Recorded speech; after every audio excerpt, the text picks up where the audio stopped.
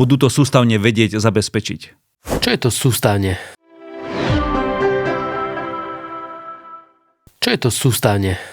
Ak sa pýtaš na paragraf 9 zákona o BOZP, tak si myslím, že je to alibizmus. To ako myslíš?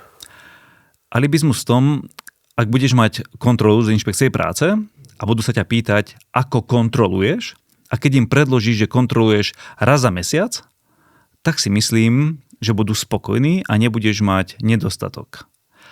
Ako náhle sa stane ťažká ujma na zdraví, to znamená závažný pracovný úraz alebo smrteľný úraz, mám osobnú skúsenosť, predložili sme sústavnú kontrolu takú, že okrem nejakých deklarovaných kontrol, ktoré sme robili neustále, 10-krát v mesiaci bolo vypodpisované kontroly, ktoré sa diali na pracoviskách a bolo to málo. Inšpektorátu práce to nestačilo a súdili sme sa. No super, a teraz aké je z tohto východisko? Ja vidím východisko v nových technológiách, ktoré prichádzajú, ktoré sústavnú kontrolu asi budú vedieť zabezpečiť. Aha, super, tak na to sa teším.